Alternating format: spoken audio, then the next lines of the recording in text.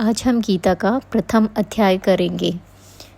अज्ञातवास की अवधि समाप्त हो जाने के बाद जब पांडवों ने दुर्योधन से अपना राज्य वापस मांगा तो दुर्योधन ने राज्य लौटाने से स्पष्ट इनकार कर दिया। इस पर पांडवों ने भगवान श्री कृष्ण को अपना दूत बनाकर दुर्योधन को समझाने के लिए हस्तिनापुर भेजा।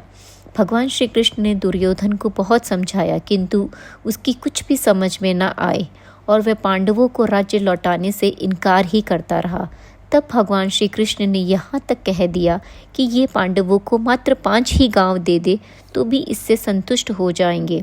दुर्योधन ने वो भी नहीं दिया और उनसे कह दिया कि मैं बिना युद्ध के 5 गांव तो क्या, एक सुई के नोक के बराबर भी भूमि नहीं दूंगा। तब प्रभु श्री कृष्ण ने भीषण हुंकार भर के अपना स्वरूप विकराल दिखाया और कौरवों को युद्ध की विवक्षा से अवगत कराया, किंतु जिद पर अड़े दुर्योधन की आंखों पर तो जैसे अधर्म की पट्टी बंधी हुई थी, उसे कुछ भी ना दिखाई दिया। अतः युद्ध का निर्णय हुआ। इस पर कुरुक्षेत्र के मैदान में महाभारत के युद्ध के लिए कौरवों और पांडवों की सेनाएं आ डटी।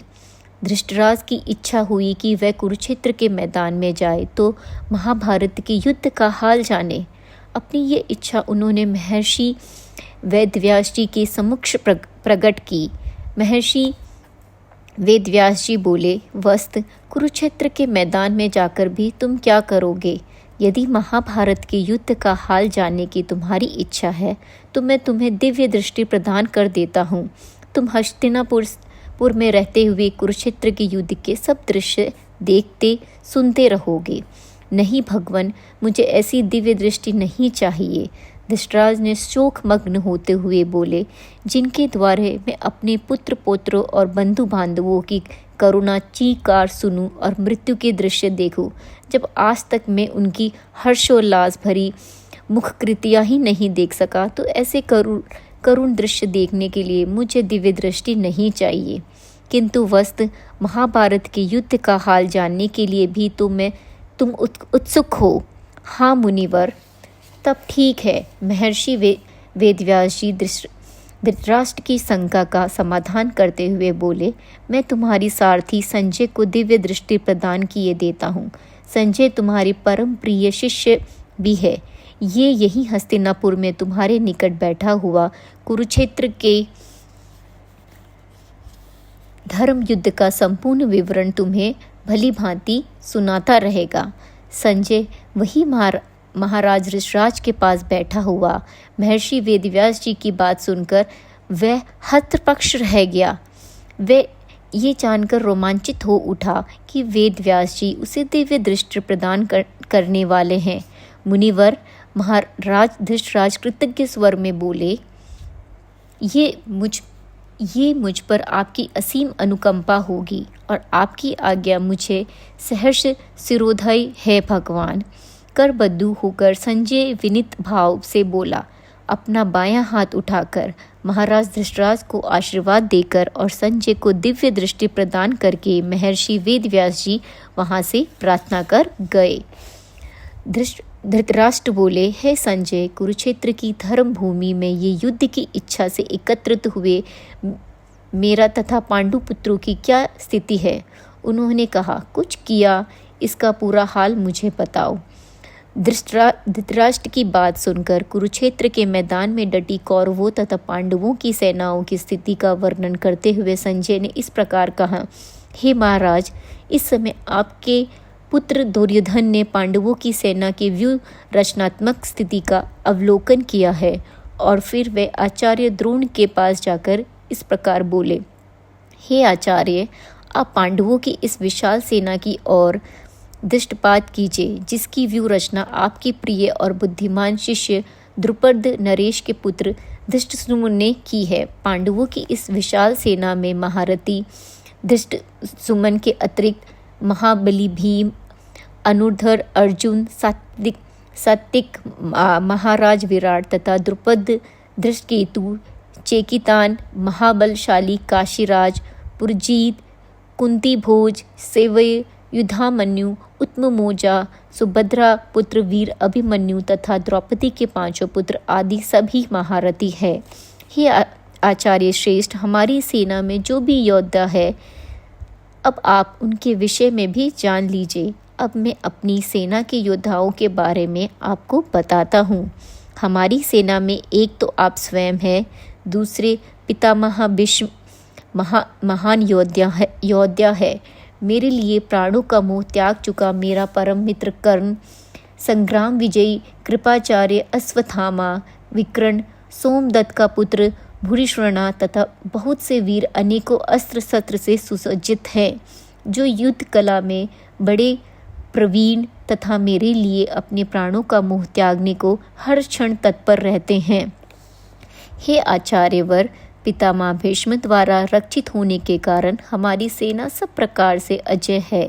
दूसरी ओर पांडवों की सेना का रक्षक भीष्म है। अंत एवं पांडव सेना को जीतना हमारे लिए सुगम है। हमारी सेना 11 अश्रोहिणी सेना का परिमाण है, जबकि पांडवों की सेना केवल 7 अश्रोहिणी ही है। पांडवों की इस सेना का इस प्रकार हम सरलता से विजय प्राप्त कर सकते हैं। इसके पश्चात दुर्योधन ने अपनी सेना के योद्धाओं से संबोधित होकर कहा, आप सभी लोग अपने अपने मोर्चे पर सतर्क रहते हुए सेनापति पितामह भीष्म की सब ओर से रक्षा करें। द्रोणाचार्य को संबोधित करते दुर्योधन द्वारा कहे गए वचनों को सुनकर कौरवों ने सेनापति पितामह भीष्म से सिंह की तीव्र गर्जना वाला ऐसा प्रतापवान शंखनाद दिया, जिससे दुर्योधन के हृदय में हर्ष उत्पन्न हुआ। इसके पश्चात देखते ही देखते शंख, नगाड़े, ढोल, मृदंग तथा नरसिंहा आदि रणवद बजने लगे। इन सभी से समवेत स्वर बड़ी ही भयंकर प्रतीत होता था। राजन संजय बोला, अब मैं पांडवों की सेना का हाल कह सुनाता हूँ। पांडव सेना में श्वेत अश्वों में युक्त उत्तम श्रेणी के रथ पर सत्य स्वरूप श्री कृष्ण सारथी के रूप में तथा अनुर्धर अर्जुन भक्त के रूप में आरूढ़ है। कौरव सेना का शंखनाद सुनकर उन्होंने भी शंख ध्वनि की। श्री कृष्ण ने अपना विख्यात शंख पांचजन्य तथा अर्जुन ने देवदत्त नामक शंख बजाया। इसी के साथ ही महाबली भीम ने, पूर्ण धर्मराज युधिष्ठिर ने, अनंत विजय सहदेव ने, मुनिपुष्टक तथा नकुल ने सुशोध नामक शंख से शंख ध्वनि की। श्रेष्ठ धनुष धारण करने वाले काशीराज महारथी शिखंडी, धृष्टद्युम्न राजा विराट, अजय सात्विक राजा द्रुपद, द्रौपदी के 5 पुत्र तथा सभद्र के पुत्र महाबाहु ने भी अपने अपने शंखों से शंख ध्वनि की। इन शंखों की संवेद निनाद के स्वर में पृथ्वी और आकाश कंप्यमान हो उठे तथा इसके धृतराष्ट्र के पुत्रों के हृदय विदीर्ण हो उठे। हे राजन, संजय के धर्मभूमि कुरुक्षेत्र का वर्णन करते हुए महाराज धृतराष्ट्र से कहा, इसके पश्चात कपिध्वज अर्जुन ने रथ पर ही खड़े होकर धृतराष्ट्र के पुत्रों की सेना सहित देखा और अपना धनुष उठाकर ऋषिकेश भगवान श्री कृष्ण के इस प्रकार कहा, हे अविनाशी अच्युत, मेरे रथ को दोनों सेनाओं में के मध्य में ले जाकर खड़ा कीजिए। मैं उन लोगों को भली भांति देखना चाहता हूँ जो मुझसे युद्ध करने को तत्पर है। मैं देखना चाहता हूँ दुर्बुद्धि दुर्योधन का युद्ध में कल्याण चाहने वाले कौन कौन राजा उनकी सेना में सम्मिलित हुए हैं। कुरुक्षेत्र की धर्म भूमि पर दिव्य दृष्टि से दृष्टिपात करते हुए संजय ने महाराज धृतराष्ट्र से इस प्रकार कहा, हे राजन, गुड़ाकेश अर्जुन के ये कहने पर ऋषिकेश ने दोनों सेनाओं के मध्य पर स्थान पर रथ ले जाकर खड़ा कर दिया, जहाँ पर पितामह भीष्म, गुरु द्रोणाचार्य तथा अन्य राजा युद्ध करने को तत्पर खड़े थे। तत्पश्चात भगवान श्री कृष्ण अर्जुन से बोले, इस युद्ध भूमि में एकमात्र हुए कौरव को भली भांति देख लो। इसके बाद पुत्र अर्जुन ने उन दोनों ही सेनाओं में स्थित पिता के भाइयों, चाचाओं, पितामहों, आचार्यों, मामाओं, भाइयों, पौत्र, मित्रों, ससुर तथा अन्य बहुत से आत्मीय जनों को देखा। इस प्रकार उन खड़े हुए युद्ध को तत्पर बंधु बांधवों को देखकर अर्जुन का हृदय गहन करुणा और विषाद में भर उठा। वह भाव विवल होते हुए भगवान श्री कृष्ण से बोला, हे कृष्ण, युद्ध करके तो तत्पर खड़े हुए उन आत्मीय जनों को देखकर मेरे अंग प्रत्यंग शिथिल हो रहे हैं, मेरा मुख सूखा जा रहा है, मेरे शरीर में रोमांच युक्त कंपन होने लगी है, मेरे हाथों से गांडवी छूट रहा है, मेरी त्वचा में जलन सी होने लगी है, मेरा मन भ्रमित हो उठा है, मैं स्वयं को इतना निर्बल अनुभव करने लगा हूँ, अब मुझसे खड़ा होने की भी सामर्थ्य नहीं रही। हे केशव, मुझे सभी लक्षण प्रतिकूल लग रहे हैं तथा युद्ध में आत्मीय जनों का संहार करके मुझे अपना कल्याण होते हुए भी दृष्टिगोचर नहीं हो रहा। हे कृष्ण, युद्ध में अपने ही आत्मीय जनों को संहार करके मैं विजय, राज्य तथा सत्ता सुख को नहीं प्राप्त करना चाहता। हे गोविंद, इस प्रकार के राज्य तथा सत्ता सुख का क्या प्रयोजन है जो अपने ही आत्मीय जनों का संहार करके प्राप्त हो। हम जिनके लिए राज्य, भोग तथा सुख आदि की इच्छा रखते हैं, वे भी सभी धन तथा जीवन की आशा को त्याग कर युद्ध करने को तत्पर खड़े हैं। युद्ध क्षेत्र में गुरुजन, ताऊ, चाचा, दादा, मामा, ससुर, पुत्र, पौत्र, साले तथा अन्य संबंधी योद्धा के लिए तत्पर खड़े हैं। हे मधुसूदन, ये मेरे आत्मीय जन यदि मेरा वध करना चाहे तब भी, और यदि इसके अलावा मुझे त्रिलोकी का राज्य भी मिले तब भी मैं इनकार करना सही समझूंगा। फिर भली पृथ्वी लोक के कारण की तो बात ही क्या है।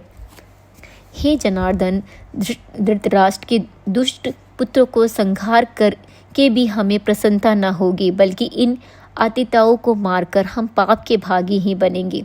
यद्यपि धृतराष्ट्र के ये पुत्र कुबुद्धि है, तथापि ये वध के योग्य नहीं है। अपने ही इन कुटुंबी जनों का वध करके हमें कैसे सुख की प्राप्ति हो सकती है। राज्य के लोभवश इनका चित्त भ्रष्ट हो गया है। इस कारण ये कुल का नाश करके वाले दोषों तथा मित्रों के साथ कपट करने वाले पापों को नहीं देखते, किंतु हे जनार्दन, हम तो कुल का नाश करने वाले दोषों को भली भांति जानते हैं। तब हम लोगों को इस पाप से दूर रहने का विचार करना ही चाहिए। हे मधुसूदन, कुल का नाश हो जाने से सनातन कुल धर्म नष्ट हो जाता है। सनातन कुल धर्म के नष्ट हो जाने से संपूर्ण कुल को पाप आच्छादित कर लेता है। तब हे कृष्ण, पाप के अत्यधिक बढ़ जाने से कुल स्त्रियां धर्म मार्ग से च्युत हो जाती है। वासनाएं कुल की स्त्रियों के धर्म मार्ग से च्युत हो जाने के कारण वर्ण शंकर संतति उत्पन्न होता है। इस प्रकार की वर्ण शंकर संतान ही कुल घातियों को तथा संपूर्ण कुल को नरक में ले जाती है। और केवल इससे ये दोष उत्पन्न नहीं होते, बल्कि श्राद्ध, तर्पण आदि क्रियाओं का भी लोप हो जाता है। इस कारण पितृ भी हमसे नाराज हो जाएंगे। हे राजन, हे जनार्दन, इस प्रकार जिनके अपने कुल का नाश किया, उनसे जितना भी पाप किया, वे सभी उस कुल नाशक के सिर पर होते हैं, और ऐसा कुल घाती अनंत काल तक नरक में वास करता है। हमने कुछ ऐसा ही सुना है। ओह, ये कितनी शोकपूर्ण बातें हैं कि हम लोग बुद्धिमान हैं, किंतु फिर भी राज्य तथा सत्ता सुख के लोभ के कारण भयंकर पाप की ओर उन्मुख हो रहे हैं और अपने ही कुल का विनाश करने को तैयार है। यदि मुझ शस्त्रहीन और रणभूमि में शस्त्रधारी धृतराष्ट्र के पुत्रों को सामना करने वाले वे संहार भी कर देते हैं, तो यह संहार भी मेरे लिए अति शुभकारी होगा। धृतराष्ट्र के कुरुक्षेत्र का हाल सुनाते हुए संजय बोला, हे राजन, इस प्रकार रणभूमि में शोक में होकर अर्जुन ने अपने धनुष बाण का त्याग कर दिया और रथ के पीछे वाले हिस्से में आकर बैठ गया। इत श्रीमद् भागवत गीता रूपी ब्रह्म विद्या तथा लोक शास्त्र विषयक श्री कृष्ण और अर्जुन के बीच के संवाद का ये पहला अध्याय है। हरे कृष्णा।